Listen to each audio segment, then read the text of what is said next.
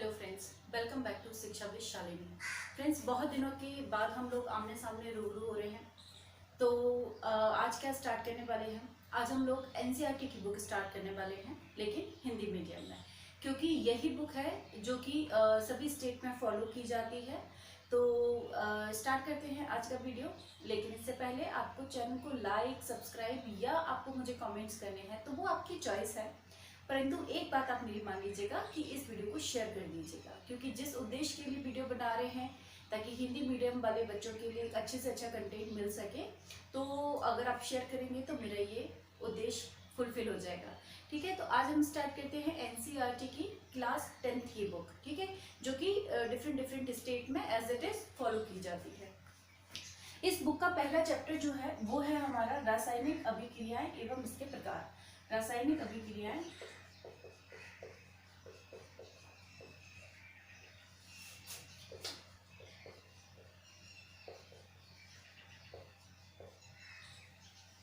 तो क्या होती है रासायनिक अभिक्रिया, इसको किस प्रकार से लिखा जाता है, इसके बारे में जो कुछ भी डिटेल है हम अभी थोड़ी देर में डिस्कस करने जा रहे हैं। तो आप किस स्टेट से हैं और क्या आपकी बुक का भी पहला चैप्टर ये है, आप मुझे जरूर बता दीजिएगा।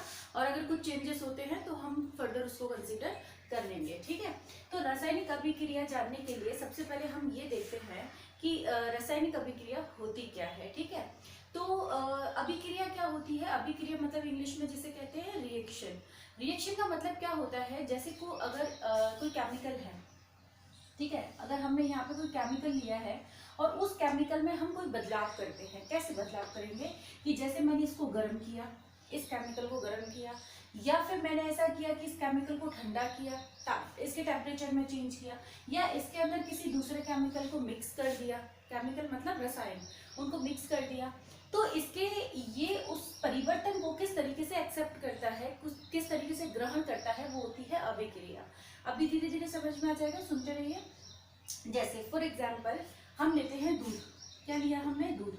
अगर हम दूध को गर्म करते हैं तो वो बॉयल हो जाता है, और उसके बाद जो कच्चा दूध होता है और वो बॉयल दूध होता है, वो दोनों डिफरेंट तरह के हो जाते हैं। ठीक है, या अगर हम दूध को ठंडा करते हैं तो वो जम जाता है। अगर हम दूध में थोड़ा सा दही डाल देते हैं तो वो जम जाता है। जम जाना मतलब उसका दही बन जाता है। तो दूध के साथ हमने क्या किया, उसके या तो तापमान में परिवर्तन किया, या फिर उसके अंदर हमने थोड़ा सा जो दही मिला दिया, हल्का सा 1 चम्मच दही मिला दिया। उसके वजह से क्या हो गया, ये जम गया और दही में बदल गया। तो कोई भी पदार्थ जो होता है, रसायन का मतलब सिर्फ ये नहीं होता है कि जो लैब में मिलते हैं वही रसायन हो। दूध है जैसे आपका, या डिटर्जेंट पाउडर है, तेजाब है, ये सारी चीजें जो होती हैं वो भी रसायन की होती है। तो जब कोई पदार्थ लिया जाता है, कोई यौगिक लिया जाता है और उस यौगिक में कुछ परिवर्तन किए जाते हैं, तो वो किस तरीके से रिएक्ट करता है, किस तरीके से उसमें परिवर्तन होते हैं, वो कहलाती है अभिक्रिया। नहीं भी समझ में आया तो इसको अभी थोड़ी देर के लिए छोड़ दो। अब रासायनिक अभिक्रिया क्या होती है? देखिए, रासायनिक अभिक्रिया का मतलब ये होता है, जैसे हमने कोई केमिकल लिया। केमिकल का मतलब आप केमिकल से मत लीजिए, इसको ले लीजिए किसी प्रकार का यौगिक लिया। यौगिक में यौगिक और तत्व क्या होते हैं, इसके लिए ऑलरेडी एक वीडियो है, आप डिस्क्रिप्शन में से देख सकते हैं अगर आपको यौगिक के बारे में ज्यादा नहीं पता है तो जैसे हमने सपोज करते हैं यहाँ कोई यौगिक लिया हुआ है और उस यौगिक में आपने कुछ परिवर्तन किए। ठीक है, जैसे मैंने अभी आपको 2 तरीके के परिवर्तन बताए।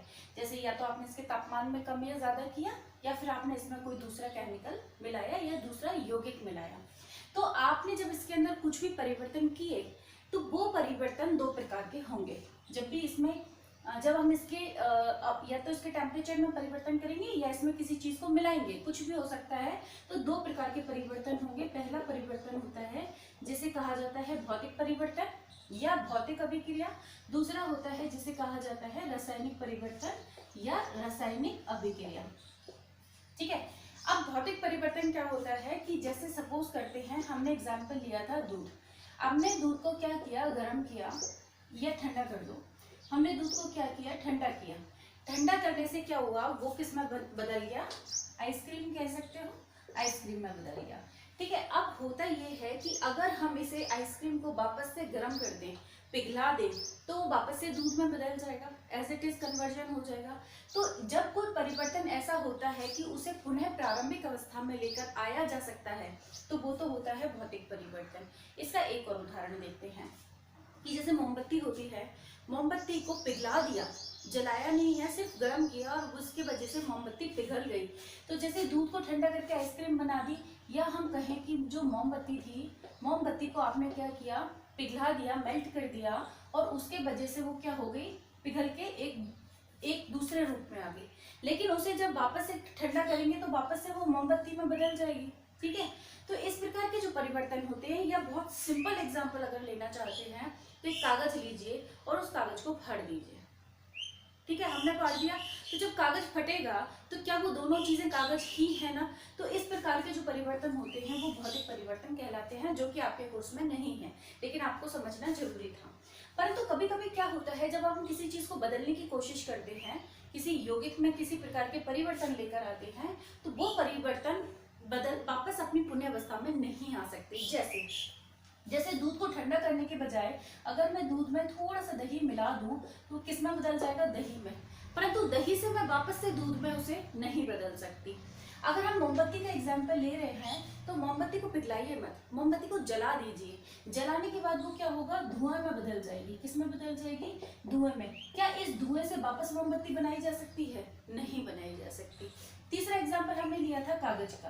अगर हमने क्या किया, कागज को फाड़ दिया है तो उसे वापस से वो कागज ही कंसीडर किया जाएगा, क्योंकि फाड़ने के बाद वो कुछ और नहीं बनता है, वो कागज ही होता है। तो वो तो भौतिक परिवर्तन होता है। लेकिन अगर कागज को जला दिया जाए, कागज को जला दिया जाए तो कागज जलने के बाद जो पाउडर बन जाएगा, राख बन जाएगी, क्या आप उससे पुनः कागज बना सकते हैं, नहीं बना सकते। तो इस प्रकार के परिवर्तन क्या कहलाते हैं, रासायनिक परिवर्तन। तो मेरे को आई होप कि आपको समझ में आया होगा कि परिवर्तन किसी भी यौगिक में दो प्रकार के परिवर्तन किए जा सकते हैं, एक तो भौतिक परिवर्तन, दूसरा रासायनिक परिवर्तन। भौतिक परिवर्तन वे परिवर्तन होते हैं जिनमें अंतिम अवस्था से प्रारंभिक अवस्था में पुनः लाया जा सकता है, परंतु रासायनिक परिवर्तन वे परिवर्तन होते हैं जहां एक बार परिवर्तन हो जाने के बाद उन्हें प्रारंभिक अवस्था में नहीं लाया जा सकता। तो आई होप कि ये क्लियर है। ठीक है, अब हम देखते हैं, हमने देख लिया कि रासायनिक परिवर्तन किस प्रकार से होते हैं। तो अब रासायनिक अभिक्रिया की बात करते हैं। अब हमें कैसे पता चलेगा कि कोई परिवर्तन जो है, वैसे तो जनरली पता चल जाता है कि भौतिक परिवर्तन है कि रासायनिक, लेकिन फिर भी जब भी रासायनिक अभिक्रियाएं होती हैं तो किस प्रकार हमें पता चलेगा कि रासायनिक अभिक्रिया हुई है या किसी और प्रकार की अभिक्रिया हुई है। तो इसके कुछ ना रूल होते हैं। जैसे नंबर 1, किसी चीज का रंग बदल जाता है। क्या होता है, रंग का बदलना। अच्छा, आपकी बुक में कुछ एग्जाम्पल दिए हैं रासायनिक अभिक्रियाओं को, उनको देख लीजिए। जैसे दूध का दही बनना अभी तो हमने देखा था। एक होता है भोजन का पाचन, क्योंकि एक बार भोजन पच गया है तो वापस से वो भोजन में कन्वर्ट नहीं होता है। एक उदाहरण दिया हुआ है कि जब आप सांस लेते हैं, ठीक है, तो आप अंदर जाती है ऑक्सीजन, ऑक्सीजन थोड़ी देर बाद निकलती है तो वो कार्बन डाइऑक्साइड के रूप में बाहर निकलती है। तो ऑक्सीजन किस में बदल गई, कार्बन डाइऑक्साइड में बदल गई। ठीक है, तो ये अपने आप रासायनिक अभिक्रिया हुई है। तो इस प्रकार से जैसे अंगूर का सड़ना, किण्वन क्रिया, ये कुछ एग्जाम्पल है जो आपकी बुक में मेंशन किए हुए हैं। ठीक है, तो हमें कैसे पता चलेगा कि कोई अभिक्रिया रासायनिक अभिक्रिया है। जैसे अगर किसी चीज का रंग बदल गया है, तो जैसे मैं आपको एक उदाहरण दूं कि कॉपर सल्फेट, ये होता है कॉपर सल्फेट। अभी आपको ये अभिक्रियाएं बहुत ज्यादा समझ नहीं आएंगी, लेकिन फिर भी आप समझने की कोशिश करना। Cu मतलब होता है कॉपर और सल्फेट होता है SO4। तो जो कॉपर सल्फेट होता है ना, उसका रंग होता है नीला। कैसा रंग होता है इसका, नीला रंग होता है। जब आप उसको आयरन के साथ मिलाते हैं, आयरन मतलब लोहे के साथ मिलाते हैं, या लोहे की कील इसके अंदर डाल देते हैं, या लोहे का कोई टुकड़ा इसके अंदर डाल देते हैं, किसके अंदर, कॉपर सल्फेट के अंदर, तो क्या होता है, ये फेरिक सल्फेट में बदल जाता है। किस में बदल जाता है, फेरस सल्फेट में, FeSO4 में बदल जाता है, और साथ में कॉपर जो होता है वो अलग हो जाता है। ये जो कॉपर है वो टूट के SO4 से अलग हो जाता है, और ये जो SO4 है वो किसके साथ जुड़ जाता है, Fe के साथ। तो FeSO4 के साथ जुड़ के बना लेती है FeSO4, और जो कॉपर अलग हुई थी वो कॉपर यहाँ पे अलग हो जाती है। तो इसका रंग कैसा होता है, इसका रंग होता है भूरा, ब्राउन कलर होता है। ठीक है, तो हमें कैसे पता चला कि नीला रंग जब किस में बदल गया, भूरे रंग में बदल गया है, तो इसका मतलब है यहाँ पे किस प्रकार की अभिक्रिया हुई होगी, रासायनिक अभिक्रिया हुई होगी। इसका एक तरीका और है कि जब कभी ऊष्मा का ऊष्मा में परिवर्तन हो, परिवर्तन का मतलब है कि कभी कभी ठंडा हो जाती है कोई चीज और कभी कभी गर्म हो जाती है। तो जब कभी भी ऊष्मा में परिवर्तन होता है, उसके तापमान में परिवर्तन होता है, तो हमें पता चलता है कि अभिक्रिया हुई है, तो वो रासायनिक अभिक्रिया हुई है। ठीक है, फाइन। तो ऊष्मा में परिवर्तन जब भी होता है, इसका उदाहरण देखते हैं। देखिए, मैं आपको व्यवहारिक उदाहरण बताती हूँ। डिटर्जेंट होता है ना सर्फ, कभी आप उसे मुट्ठी में लीजिए और पानी के अंदर हाथ डाल दीजिए, आपको एक गर्माहट फील होगी। ठीक है, तो वो किस प्रकार का परिवर्तन होता है, क्योंकि वहां पे ऊष्मा में परिवर्तन। एक सबसे बढ़िया एग्जांपल इसका जो होता है वो आपको बताते हैं। चूना होता है जो व्हाइट पेंट किया जाता है, व्हाइट वॉश किया जाता है दिवाली के टाइम पे। तो जो चूना होता है, जब चूना बाजार से लेकर आते हैं बिना बुझा चूना, और उसके अंदर पानी डाल दिया जाता है, तो आप देखेंगे कि वो बहुत ज्यादा गर्म हो जाता है, बहुत ज्यादा गर्म हो जाता है। CaCO3 को कहा जाता है बिना बुझा चूना।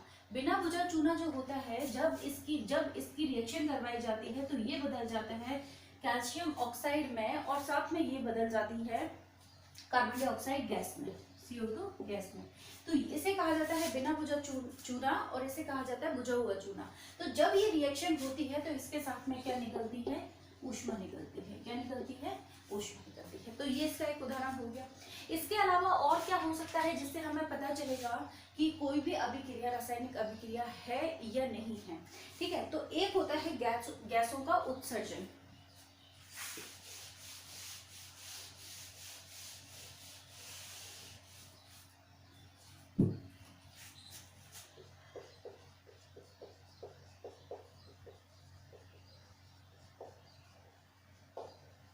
ठीक है, हमने दो चीजें देख ली, रंग का बदलना और तापमान का बदलना या टेम्परेचर का बदलना। तीसरा तरीका हो सकता है गैसों का उत्सर्जन। गैसों का उत्सर्जन का उदाहरण हम कैसे देख सकते हैं, केवल जिंक लिया, ये प्रैक्टिकल आपकी बुक में दिया हुआ है कि आप जिंक के कुछ टुकड़े लीजिए, जस्ता यानी जस्ते के कुछ टुकड़े लीजिए और उसमें अम्ल मिलाइए। आप अम्ल कौन सा मिलाते हैं, मान लीजिए H2SO4 मिलाते हैं, तो क्या होता है, तो होता ये है कि ये जो जिंक है वो इस SO4 के साथ, जैसे हमने पहले देखा था, इस SO4 के साथ में जुड़ जाता है, ZnSO4 बना लेता है, और जो हाइड्रोजन गैस है वो अलग हो जाती है। तो इसका मतलब ये है कि इसमें से क्या निकली, गैस निकली, हाइड्रोजन गैस निकलने लगी। तो हमें क्या पता चलेगा कि जब भी किसी रिएक्शन में गैसों का उत्सर्जन होने लग जाता है, तो हमें पता चल जाता है कि वहां पे किस प्रकार के परिवर्तन हुए हैं, रासायनिक परिवर्तन हुए हैं। जैसे मैंने अभी आपको जो चूने वाला एग्जाम्पल दिया था कि बिना बुझा चूना के अंदर जब पानी डाला जाता है, तो पानी डालने पर क्या होता है, वो बहुत तेज गर्म हो जाता है। तो गर्म होने से तो पता चला कि रासायनिक अभिक्रिया है, लेकिन आप देखेंगे उसमें बहुत तेजी से गैस निकलती है, थोड़ा व्हाइटिश कलर की होती है। तो वो गैस निकलती है, वो होती है कार्बन डाइऑक्साइड गैस, और उससे भी हमें पता चलता है कि यहाँ पे किस प्रकार की अभिक्रिया हुई है, रासायनिक अभिक्रिया हुई है। ठीक है, इसके अलावा हो सकता है अवस्था परिवर्तन। देखिए, अवस्था परिवर्तन का मैं आपको व्यवहारिक उदाहरण दूं तो हमने देखा था दूध का दही बनना। दूध एकदम लिक्विड होता है, पतला होता है, और जब दही बना दिया जाता है तो वो सेमी लिक्विड होता है, यानी कि वो थोड़ा थोड़ा ठोस आकृति में।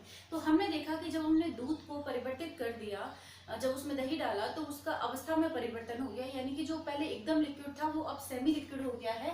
इसलिए उसके अंदर कौन सी अभिक्रिया हुई है, रासायनिक अभिक्रिया। लेकिन अगर हम इसकी अवस्था में देखें तो हम देख सकते हैं कि जो हाइड्रोजन जब ऑक्सीजन के साथ मिलता है तो बन जाता है H2O। ये आपकी गैस होती है, ये भी आपकी गैस होती है, लेकिन जब ये दोनों मिलते हैं तो ये लिक्विड में बदल जाता है। तो यानी कि अवस्था में परिवर्तन हो गया। हाइड्रोजन और ऑक्सीजन के मिलने से जल बनता है जो कि लिक्विड होता है, जबकि ये दोनों गैस होती हैं। तो अवस्था में परिवर्तन हो गया, इसका मतलब है कि यहाँ पर किस प्रकार की अभिक्रिया हुई है, रासायनिक अभिक्रिया हुई है। अब आप देखेंगे कि मैं आपको कुछ भी बता रही हूँ कि जैसे हाइड्रोजन ऑक्सीजन के साथ मिला तो H2O बन गया। ठीक है, तो ये जो हम लिख रहे हैं इसे कहा जाता है रासायनिक अभिक्रिया का समीकरण। क्या कहा जाता है, रासायनिक अभिक्रिया का समीकरण। अब सोच के देखिए, अगर मैं इस तरीके से लिखूं, हाइड्रोजन प्लस ऑक्सीजन और जल, ठीक है, तो लिखने में कितना टाइम जाया होगा, बहुत सारा टाइम खराब हो जाएगा। हाइड्रोजन जब ऑक्सीजन के साथ मिलता है तो जल बनाता है। अगर हम इसी को प्रतीक के रूप में लिख दें, सिंबल के फॉर्म में लिख दें, तो हमारे लिए लिखना आसान हो जाता है। तो रासायनिक अभिक्रियाओं को दो प्रकार से लिखा जा सकता है, या तो शब्दों के रूप में लिखा जा सकता है या प्रतीकों के रूप में लिखा जा सकता है।